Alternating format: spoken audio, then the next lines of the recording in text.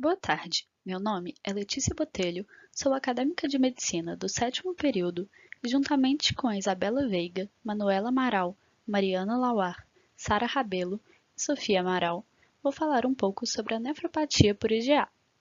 Essa é uma aula desenvolvida pela Liga Acadêmica de Nefrologia da Faculdade de Ciências Médicas de Minas Gerais. Para entender o que é a nefropatia por IgA, primeiro, é importante saber um pouco sobre a anatomia renal. O glomérulo renal, local onde ocorre a filtração do sangue, apresenta diversas estruturas, dentre elas o mesângio. Essa estrutura é fundamental na dinâmica renal, participando da regulação funcional e do remodelamento do tecido renal. A nefropatia por IgA, também conhecida como doença de Berger, ocorre quando anticorpos do tipo IgA depositam-se no mesângio do glomérulo, de forma anormal e inesperada. Esse depósito leva à ativação de células inflamatórias, o que, em última análise, levará à lesão glomerular. Como eu disse, os glomérulos são as principais unidades responsáveis pela filtragem do sangue, de forma que sua destruição leva à insuficiência renal ao longo dos anos.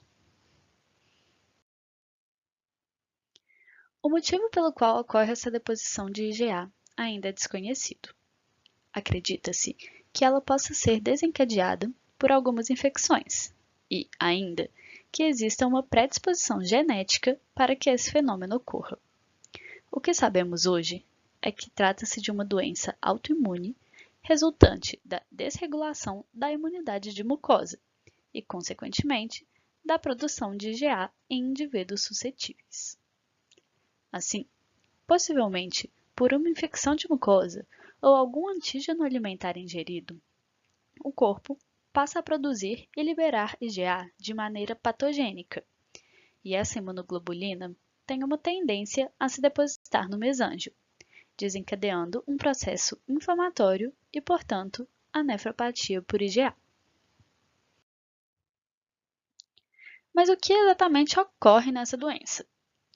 Nos indivíduos suscetíveis, vamos ter várias alterações, dentre elas a produção aumentada do IgA1, um defeito de glicosilação desse IgA, causando um aumento da ligação com células mesangiais. O clearance de IgA vai estar diminuído. Teremos ainda um sistema imunitário mucoso defeituoso e, por fim, uma produção excessiva de citocinas, que estimulam a proliferação de células mesangiais. Dessa forma, ao final, teremos uma produção excessiva e menor excreção de IgA, que se liga ao mesângio, associado a uma proliferação mesangial. Além disso, é importante ressaltar que o processo inflamatório desencadeado por esse depósito de IgA no mesângio pode ativar a via do complemento e culminar em um codepósito de IgG. Existem alguns fatores que tornam a doença mais severa. Alguns deles são a geração de imunocomplexos circulantes de IgA, com características químicas e biológicas que favorecem sua deposição no mesângio, a baixa capacidade de remoção das IgAs patogênicas pelo sistema retículo endotelial, a alta afinidade da célula mesangial pela IgA patogênica e a própria resposta inflamatória individual, que, na pior das hipóteses, pode ativar o sistema do complemento e outras vias inflamatórias, que culminarão com lesão renal progressiva e glomeruloesclerose e fibrose intersticial, em vez da resolução do processo sem sequelas. E por que é tão importante falar sobre essa doença? A nefropatia por IgA é a forma mais comum de glomerulopatia primária em todo o mundo. Ela pode ocorrer em todas as idades, estando sua maior prevalência entre os 10 e os 40 anos. Ela é mais comum em homens e acomete principalmente brancos e asiáticos, sendo menos comum em negros. A principal manifestação clínica dessa doença é a hematúria. Ela pode se dar em sua forma macroscópica, na qual o doente de fato vê sua urina avermelhada, e comumente vai estar associada a doenças mucosas febris, ocorrendo principalmente após episódios de infecção. Menos frequentemente, a nefropatia por IgA apresenta-se como proteinúria assintomática e pode ter aí uma hematúria microscópica, que é aquela que só pode ser identificada por exames de urina.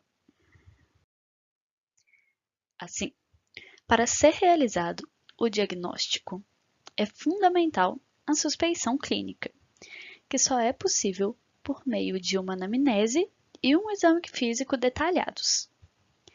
Para diagnóstico da hematúria microscópica, é necessário um exame de urina rotina, que em geral apresenta-se com eritrócitos dismórficos e às vezes cilindros hemáticos podem ser encontrados. A proteinúria discreta, ou seja, menor do que 1 grama por dia, é típica e pode ocorrer sem hematúria. A confirmação diagnóstica, entretanto, só é possível por meio de biópsia renal com imunofluorescência. Uma série de outros testes foram propostos para avaliação de possível nefropatia por IgA, mas nenhum deles é recomendado.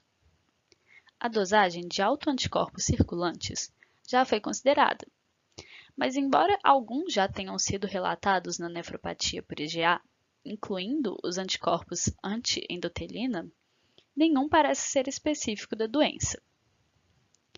Fatores reumatoides circulantes de IgA e complexos imunes de IgA também já foram considerados marcadores de diagnóstico, mas percebeu-se com o tempo que eles não são úteis e nem podem ser correlacionados de forma confiável com a atividade da doença. Por fim, a biópsia de pele para busca de deposição de IgA nos capilares dérmicos já foi realizada, porém essa também não se mostrou suficientemente preditiva na nefropatia por IgA. Dessa forma, o método diagnóstico de escolha continua sendo, até então, a biópsia renal, e ela está indicada para pacientes com sinais sugestivos de gravidade, sendo eles proteinúria persistente, maior que 500 mg por dia, aumento importante da creatinina sérica, hipertensão de início recente e elevação significativa da pressão arterial, além da linha de base de pacientes previamente hipertensos. Após realizada a biópsia, essa deve passar pelo procedimento de imunofluorescência, e o resultado histológico esperado é um depósito granular de IgA e complemento C3 em um mesanjo expandido com focos de lesões proliferativas segmentares ou necrosantes, como pode ser observado na figura. Esse achado fecha o diagnóstico de nefropatia por IgA, dando base para o tratamento da patologia. Em relação ao prognóstico, a nefropatia por IgA geralmente evolui lentamente e tem bom prognóstico se diagnosticado na infância. Estudos mostram que de 15 a 20% dos pacientes costuma evoluir com insuficiência renal em 10 anos, sendo esse número aumentado para 25% se analisado um período de 20 anos. Geralmente, os pacientes que evoluem para esse desfecho apresentam fatores de risco que aumentam a probabilidade dessa evolução.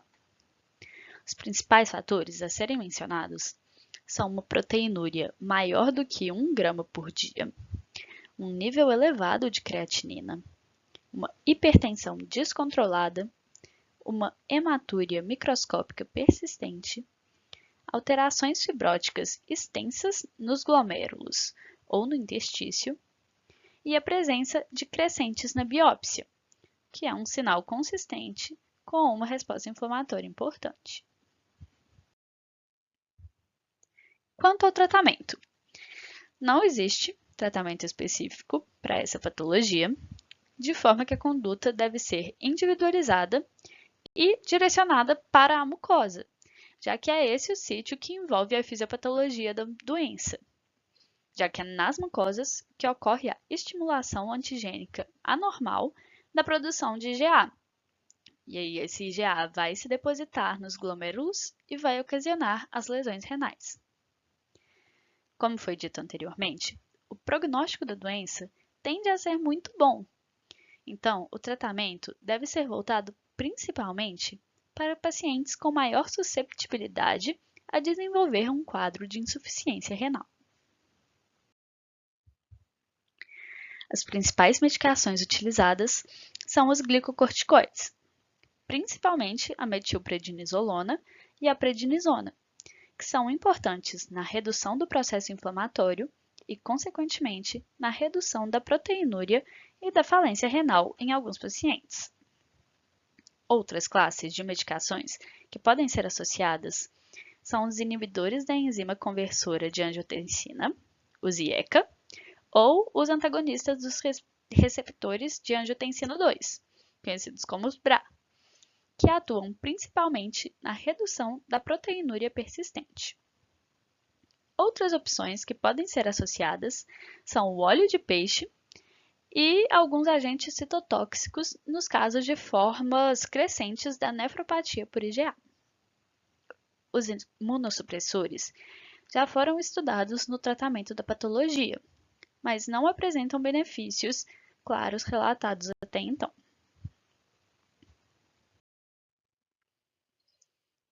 Então, para a elaboração dos slides, nós utilizamos principalmente essas referências associadas a pesquisas pela plataforma do UpToDate. Qualquer dúvida ou comentários podem ser enviados pelo Instagram da Liga. E muito obrigada pela atenção.